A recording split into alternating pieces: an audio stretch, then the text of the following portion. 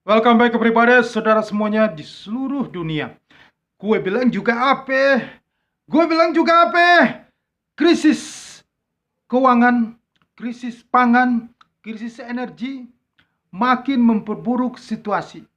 Ya, akan terjadi inflasi besar di tahun 2022 ini. Gue bilang juga apa?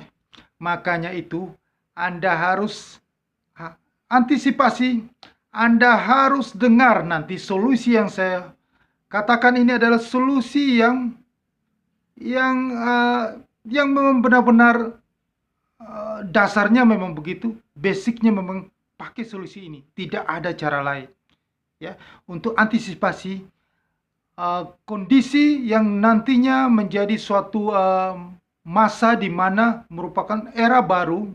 Tahun 2022 ini adalah era proteksi bahan makanan atau proteksi pangan di seluruh dunia.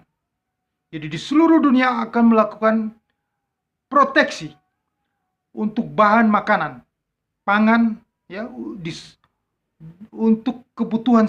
Jadi masing-masing akan memproteksi pangannya. Maka negara-negara yang dilimpahi dengan sumber daya pangan yang berlimpah, dia akan memproteksi pangannya untuk mengamankan pasokan, untuk mengamankan permintaan yang tinggi, kebutuhan di dalam negeri mereka sendiri. Mereka akan melarang ekspor.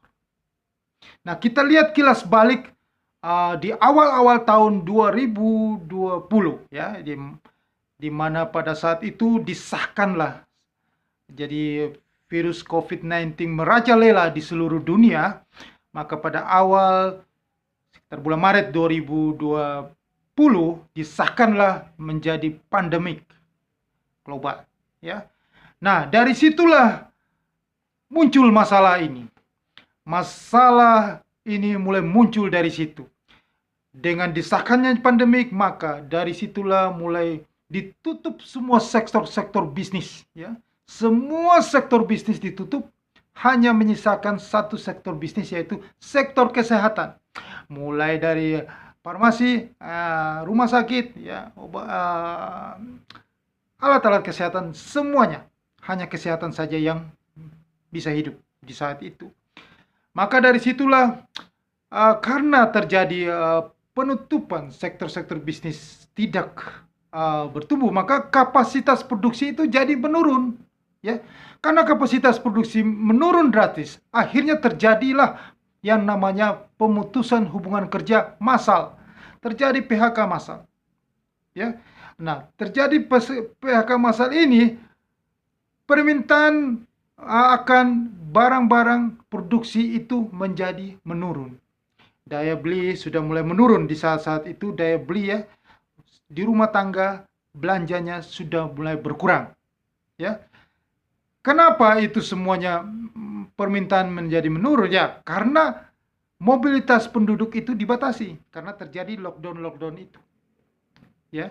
Nah, di sisi lain, karena terjadi semuanya terjadi, makanya pabrik-pabrik juga akhirnya tidak bisa hidup ya, semuanya bisnis melambat pada saat terjadi pandemik itu. Nah, setelah vaksin ditemukan, mulai mobilisasi membuat vaksinnya sudah mulai, terus semua orang di dunia sudah mulai vaksin ya, berkali-kali mereka vaksin. Akhirnya virus COVID-19 sudah bisa dikendalikan ya, sudah bisa terkendali. Akhirnya dibukalah lebar-lebar lagi ya, mobilitas sudah mulai dibuka lebar-lebar. Nah disitulah mulai muncul permintaan yang sangat tinggi, tidak dibarengi dengan produksi di sini ya. Jadi mobilitas penduduk dibuka lebar-lebar, konsumsi meningkat ya, permintaan meningkat. Sayangnya untuk meningkatkan supply, untuk menyimbangi ya, jadi ada ketidakseimbangan antara supply dan demand di sini gara-gara COVID-19 ini. Untuk menyimbangi supply produksi itu membutuhkan sumber daya manusia, tenaga kerja, dan modal yang besar. Sedangkan sekarang ini mereka lagi menurunkan produksi lagi menurun. Nah, inilah yang menyebabkan harga-harga barang-barang produksi itu melonjak tajam karena ada ketidakseimbangan yang terjadi. Ya, karena biaya juga mahal, akhirnya harga-harga melonjak tajam, sedangkan produksi menurun. Nah, disinilah ujung-ujungnya akhirnya terjadi inflasi yang cukup tinggi di sini harga. Dan pada saat terjadi itu eskalasi geopolitik juga terjadi perang Rusia Ukraina. Itu di saat yang tidak tepat terjadi di mana inflasi yang cukup tinggi ada perang Rusia Ukraina. Perang Rusia Ukraina ini membuat harga pangan dan energi itu melonjak tajam karena dua negara ini adalah produsen utama harga pangan dan energi ya di sini. Jadi kondisi inilah yang memperburuk situasi ya sehingga harga-harga itu semakin tidak bisa dikendalikan, inflasi semakin hari semakin tinggi di tahun 2022 ini ya. Mengacu dari data dari FAO ya, Food and Agricultural Organization, yaitu satu lembaga naungan dari PBB yang mengurusi tentang makanan ya. Nah, indeks harga pangan global ya itu sudah di level 157,4 ya pada bulan Mei ya. Posisi ini memang sudah naik 57% ya sejak 2 tahun lalu pada awal pandemik. Bahkan itu pada awal pandemik itu juga pada pertengahan itu sudah sempat melonjak sampai 160 indeksnya. Ini menunjukkan bahwa kondisi akan sangat parah nanti ya.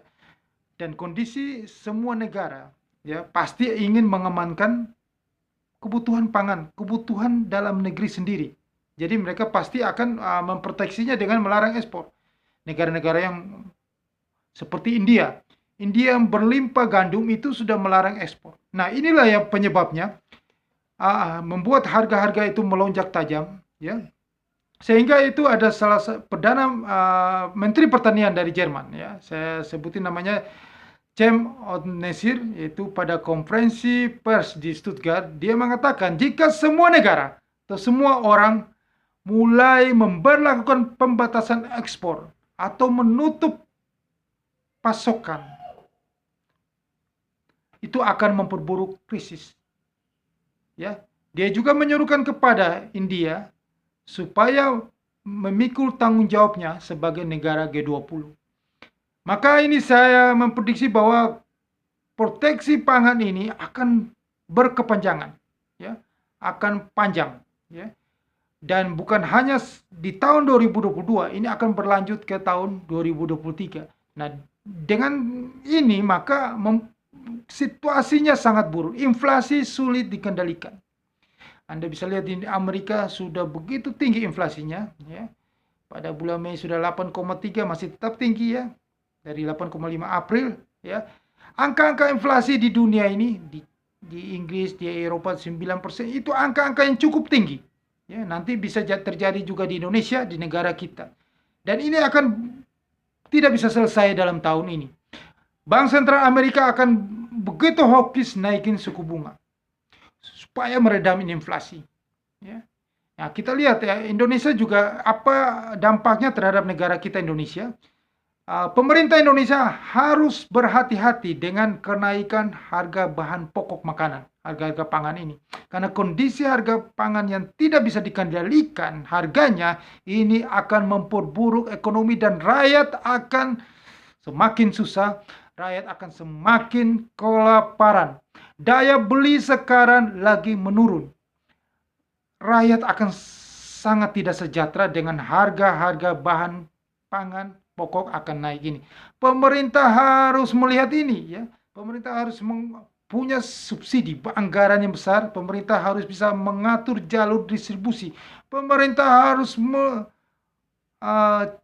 cermat dalam melihat ini ya. Harus tegas, ini gawat, ini bikin inflasi cukup tinggi dan ini akan memperburuk ekonomi di Indonesia dan ini dampaknya akan membuat terjadi capital outflow. Ini terjadi inflasi dan rupiah kita akan melemah jika inflasi sulit dikendalikan.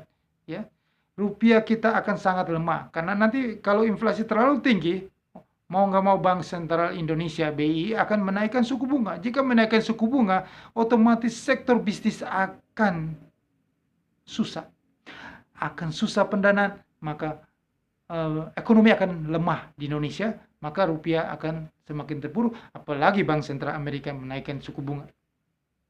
Jadi pemerintah harus melihat kebutuhan bahan makanan yang paling penting ya, komoditas-komoditas yang paling penting ya, seperti cabai, ya, bawang putih, kedelai, ya, minyak goreng,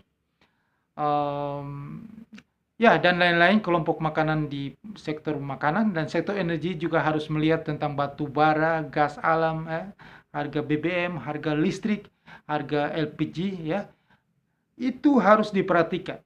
Ya, diperhatikan karena inilah yang membuat dampak buruk ekonomi Indonesia nanti. Ya, tolong diperhatikan karena menurut data dari Pusat Informasi Harga Pangan Strategis Nasional, ya, PHPS, ya, itu harga kebutuhan cabai itu, yang cabai merah aja sudah melonjak tinggi, ya, sudah sangat tinggi sekali cabai merah, apalagi cabai rawit itu lebih tinggi lagi, ya, bawang merah juga. Itu merupakan kebutuhan pokok, harganya sudah tinggi, ya. Harga cabai itu di Bangka Belitung itu sudah 120.000 per kilogram. Itu sudah sangat tinggi sekali. Itu tertinggi secara nasional, ya. Nah, harga bawang merah juga dan harga-harga komoditas lain yang saya tidak bisa sebutkan di sini semuanya, itu harganya sudah tidak bisa dikendalikan di seluruh Indonesia. Ini inflasi yang sudah cukup tinggi dan ini merupakan ancaman krisis nasional. Ya, jadi ini bukan hal sembarangan, ya. Darilah bahan makanan yang tidak bisa dikendalikan, akhirnya rakyat itu semakin susah karena daya beli sekarang susah. Ada krisis likuiditas, semua negara memproteksi, ya. Memang benar, negara-negara itu dengan adanya ketidakseimbangan pasokan dan permintaan, ya, supply dan demand ini, karena sebab perang Rusia yang tidak henti-hentinya, yang mengganggu itu rantai pasok itu, mengganggu supply makanan dan energi, dan juga akibat-akibat dari pandemik yang ada lockdown itu yang sudah saya sebutkan itu, negara-negara sekarang memproteksi pangan dunia itu. Mereka mengamankan kebutuhan mereka, memang benar. Jadi ketahanan pangan di dalam negeri mereka itu harus dilindungi. Tetapi ini membuat dampak buruk terhadap kebutuhan pangan global. Ketersediaan pangan global itu akan semakin berkurang. Jika pangan global itu semakin berkurang, maka itu membuat harga itu melonjak tajam, harga pangan global. Ya, membuat itu menjadi tsunami, semua akan merembet ke semua negara. Ya, akhirnya sampailah ke kita, ke Indonesia. Jika kita memproteksi lagi harga pangan seperti kelapa sawit dan lain-lain, maka itulah memperburuk situasi global. Maka situasi tahun ini memang sangat rumit, ya. Tahun ini memang sangat buruk, ya. Inflasi tidak bisa dikendalikan, maka solusi, ya, di sini selalu saya memberikan Anda itu solusi. Solusi adalah yaitu karena bank sentral itu pasti naik, bank sentral Amerika, bank sentral Eropa, bank sentral semua negara di dunia, termasuk kita mau tidak mau di semester kedua, Bank Indonesia, jika inflasi sulit dikendalikan, maka Bank Indonesia juga akan menaikkan suku bunga, maka akan terjadi kekeringan likuiditas. Maka solusinya adalah kalau kita inflasi tidak bisa, pemerintah tidak bisa menanggulangi ini, dan memang tidak bisa karena ini gelombangnya ini datang dari semua negara, dari dunia secara global. Maka kita mau tidak mau akan menerima inflasi tinggi terjadi di negara kita. Seperti harga cabai, harga bawang itu sudah tidak bisa direm lagi. Karena ini adalah pangan dunia, ya.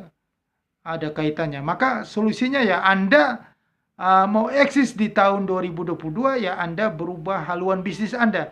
Anda harus masuk ke sektor pertanian, ya Anda tanam cabai lah, Anda bisnis bawang lah, Anda pokoknya bisnis buah-buahan pertanian yang bisa mendukung kebutuhan ini, supply ini, supply untuk permintaan yang tinggi di saat selesai pandemik ini. Permintaan yang begitu tinggi drastis tidak didukung oleh supply, maka Anda harus menjadi supply-nya. Anda harus masuk ke dalam bisnis pertanian. Apa saja yang Anda melihat bahwa harganya cukup tinggi, Anda masuk ke situ, ya. Anda masuk, itulah solusi di eksis bisnis di tahun 2022 ini. Mungkin sampai tahun 2023 dan tahun 2024. Karena ini inflasi tidak bisa selesai dalam 1 tahun ini, mungkin tahun depan dan karena tren suku bunga naik ini akan berlanjut terus. Inflasi tidak bisa dikendalikan. Yang kedua, Anda selain dari Anda berbisnis di sektor pertanian, itu solusinya Anda harus juga memborong itu safe haven. Safe haven itu ya logam mulia emas atau perak yang harganya masih sangat murah sekali, yang per gramnya masih 10 ribuan sekian perak. Punya potensi bisa 100% naiknya. Atau emas logam mulia yang memang sudah betul-betul menjadi komoditas safe haven seluruh, yang memang menjadi unggulan di semua dunia. Dan yang penting di sini bahwa Anda ingat bahwa belajar dari sejarah, dari pengalaman-pengalaman masa lalu, bahwa setiap ada inflasi tinggi pasti nilai tukar rupiah kita akan merosot, ya, nilainya. Maka Anda sudah tahu jika nilai tukar rupiah kita merosot, kita harus berinvestasi di mata uang yang sangat menguat pada saat ini adalah US dollar, karena US dollar akan menaikkan suku bunga terus. Kalau Anda trading saham atau Anda investasi saham, mungkin dalam bulan-bulan ini saham itu masih rebound, tetapi Anda ingat bahwa saham akan jatuh, crash tiba-tiba, itu tidak pernah diberi sinyal, tidak pernah dikasih tahu. Saham akan ambruk, crash itu seperti pencuri di malam hari, di mana Anda selalu dalam tidur terlelap, setelah itu pencuri masuk. Jadi market crash itu pasti seperti itu. Jadi Anda tiba-tiba sudah jatuh 10%, Anda sudah telat untuk keluar. Jadi hati-hati untuk trading saham pada masa-masa inflasi dunia yang sangat tinggi ini. Dunia sekarang itu sudah masuk resesi dengan ada inflasi yang tinggi, ya, inflasi itu kenaikan harga-harga barang yang cukup tinggi dan akan masuk ke stagflasi. Harga barang sudah tinggi, ekonomi memburuk, ekonomi lemah, tidak ada daya beli, tidak ada yang mau belanja. Jika tidak ada yang mau belanja, itu ekonomi mati, harga barang tinggi, tidak ada yang belanja, stagflasi. Itu Anda sudah lihat di kehidupan Anda sehari-hari di Indonesia. Tidak ada daya beli. Anda mau banyak sekali usaha-usaha kecil, UKM yang sudah pelan-pelan menutup. Startup sudah menutup, bahkan nanti ada perusahaan-perusahaan besar yang tutup. Jika perusahaan-perusahaan besar sampai kolaps, maka itu dampaknya luar biasa besar. Karena ada PHK besar-besaran, PHK memperburuk belanja rumah tangga, akan semakin susah daya belinya. Ya. Jadi bagaimana solusinya? Solusinya ya, jadi Anda kembalilah, Anda banyak-banyaklah di sektor pertanian, ya. Anda buruan untuk mendukung permintaan yang suplai bahan pangan yang berkurang ini, supaya menekan itu inflasi. Kalau berkurang suplai dari pertanian, maka harga bahan-bahan makanan tetap naik. Karena semua negara di dunia akan memproduksi, tidak akan mengekspor, melarang ekspor. Jadi kita harus produksi sendiri, kita harus bahan makanan pangan sendiri, supaya jangan sampai harganya melonjak tajam. Itu solusinya, supaya kalau tidak seperti itu, maka tetap ada kekurangan pasokan, tetap ada ketidakseimbangan antara permintaan dan suplai barang, maka harga itu semakin tinggi. Jika Anda tidak masuk lagi dari sekarang semuanya untuk berbisnis di sektor pertanian, maka semakin membuat itu kelangkaan itu bahan-bahan pangan, maka akan semakin naik itu terus. Harga telur juga akan semakin tinggi, semakin tinggi. Ini akan membuat kelaparan, akan membuat semakin susah orang nanti. Jika harga telur, harga kedelai, harga minyak goreng, harga cabai, bawang itu semakin tinggi. Maka itu yang saya bilang di sektor peternakan dan pertanian adalah bisnis yang tepat di saat sekarang ini di harga tinggi ini. Jadi Anda segera masuk untuk mengamankan permintaan dengan supply dari Anda. Itu solusinya. Kalau Anda tidak mau, ya Anda harus mengamankan duit Anda di US dollar. Itu paling penting sekali yang sudah saya selalu beritakan di video-video saya sebelumnya tentang sejarah yang akan berulang kembali, ya, seperti masa lalu inflasi tinggi itu yang pada masa-masa krisis moneter Asia. Oke. Nah, solusi lagi bahwa kalau Anda yang suka yang lebih berisiko tapi untungnya besar, Anda harus trading ke futures market karena itu adalah sarana hedging, lindung nilai Anda di saat kondisi ekonomi yang tidak menentu sekarang. Inflasi tinggi, daya beli nggak ada, gangguan rantai pas, perang terjadi. Nah, itu bagusnya Anda trading di futures market. Nah, karena bisnis di futures itu sangat fleksibel sekali. Market mau ke utara, itu artinya ekonomi membaik, market ke selatan, ekonomi memburuk, Anda tetap take profit, Anda tetap bisa berbisnis. Apapun juga karena Anda hanya bisnisnya sesuai tren, bukan bisnis tradisional, konvensional, tetapi Anda bisnis hanya melihat tren, Anda mendapatkan uang. Untuk lebih jelasnya Anda email di deskripsi ini, Anda bisa email saya, nanti saya jelasin lebih detail tentang semuanya itu.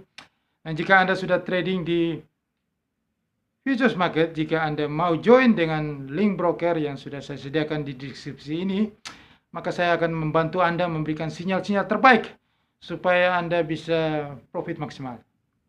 Itu yang saya berikan kepada Anda nantinya. Oke. Inilah solusi yang bisa saya berikan ya di saat kondisi semua negara di dunia memproteksi harga pangan. Pemerintah harus melihat ini, pemerintah harus menggalakkan bahwa bisnis di sektor pertanian harus digalakkan supaya mendukung turunnya harga-harga pangan. Karena harga pangan ini sangat bahaya sekali. Bahaya mengguncang perekonomian, sangat mengguncang perekonomian Indonesia. Ingat itu. Oke. Sekian informasi yang berharga ini. Mohon semuanya untuk yang belum subscribe channel YouTube ini, mohon dengan hormat di subscribe channel YouTube ini yang ada tulisan merah itu. Sudah subscribe, Anda tekan lonceng semua supaya bisa notifikasi lanjutan dari video saya. Dan setelah itu Anda like. Terima kasih.